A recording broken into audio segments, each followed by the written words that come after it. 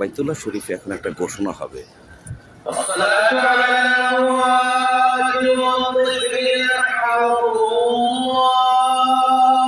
ইন্না লিল্লাহি ওয়া ইন্না ইলাইহি রাজিউন। এই ঘোষণা হলো, বলা হয়েছে যে এটা মৃত্যুর ঘোষণা।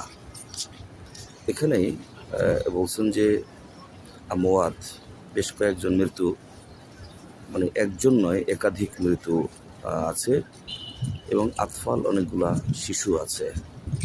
আবার কোনো সময় বলে রাখে শুধু আমওয়াত, মানে অনেকগুলা মানে মাইয়েত আছে, মৃত্যু আছে। আবার কোনো সময় শুধু মাইয়েত, মানে একজন আছে।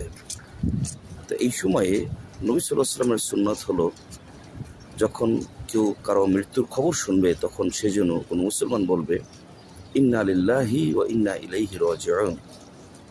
বাইতুল্লাহ শরীফে কিন্তু এই ঘোষণাটা দেওয়া হয় মসজিদে নববীতে এবং বাইতুল্লাহিল হারামে। তখন মুসলমানরা যারা শুনবেন তারা ইন্না লিল্লাহি ওয়া ইন্না ইলাইহি রাজিউন এই দোয়াটা পড়বেন।